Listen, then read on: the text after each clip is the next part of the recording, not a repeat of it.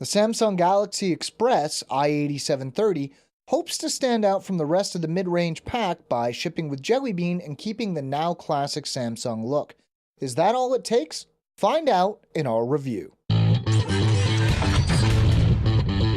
Hey everybody, I'm Chris Wook. Not too long ago, AT&T shipped the Samsung Galaxy Express in the United States. Now it's arriving elsewhere with an updated design, trading higher clock speeds for Jelly Bean. But for now, let's move away from the software and take a look at the hardware specs.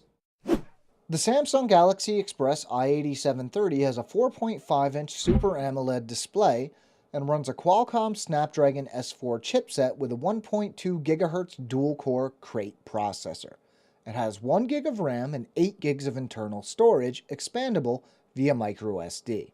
The Galaxy Express has a 5-megapixel rear-facing camera and a 1.3 megapixel front-facing camera. Both capture 720p video. Powering the device, we're looking at a 2000 mAh battery. Looking at the design, well, it's obvious that this is a Samsung phone. Recently, it seems that if you've seen one, you've seen them all, with the only major differences being color and size.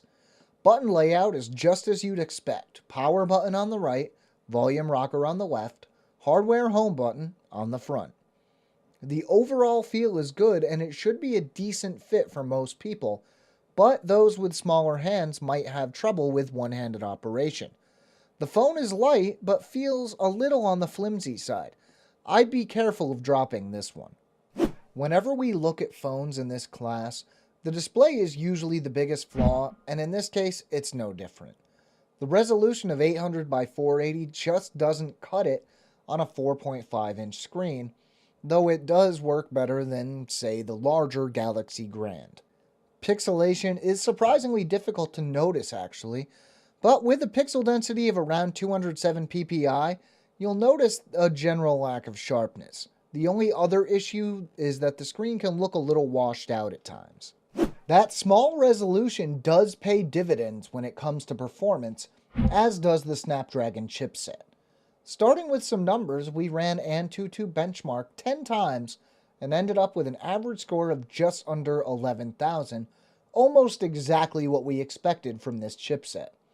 Thanks to the lower res, Epic Citadel performed admirably as well, cranking out an average frame rate of 53.3 frames per second in high quality mode and 54.2 frames per second in high performance mode.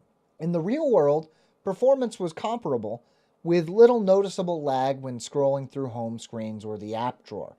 While it isn't the most demanding game, Subway Surfers ran without a hitch. Unlike a lot of phones we see running similar hardware, the Galaxy Express runs Android 4.1.2 Jelly Bean right out of the box.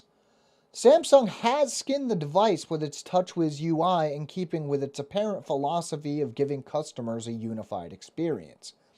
If it wasn't for the version number and a few Jelly Bean only features, you wouldn't even be able to tell what version of Android it runs. The usual lineup of Samsung apps is bundled, including Samsung's own App Store and the S suite of tools like S Memo, S Voice, and S Planner. Most other bundled apps, like the voice recorder and file browser, are useful as well. There isn't that much bloatware installed. The camera is never the strongest aspect of mid-range phones, but in good light, the Galaxy Express did fairly well, capturing crisp images with good color balance. In low light, performance wasn't nearly as good. There is an LED flash to assist, but this isn't always desirable. Given how many phones in this class have full 1080p video capabilities, we were surprised to see that the Express only featured 720p video capture. The same issues with low light were present, but otherwise, the quality of the 720p video was pretty good. The battery isn't exactly huge at 2000 mAh, but Qualcomm chipsets are generally pretty good at maintaining battery life. The CPU being clocked down to 1.2 GHz helps a lot here as well. I took the Galaxy Express out of the box at around 60% battery life, tested heavily for around 6 hours, and still had around 30% battery life when testing was finished for the first day. An 18-hour day without a charge should not be a problem here at all. The battery is replaceable, so if you want to carry an extra or buy an extended battery, you're in the clear. The biggest hurdle for the Galaxy Express is that Samsung is kind of competing with itself here. They have other models like the Galaxy Gram that offer the same specs at a different size with different features.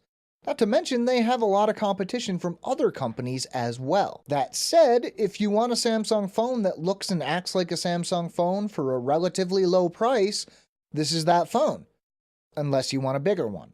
If you want to know more, we have a written companion to this video at androidauthority.com.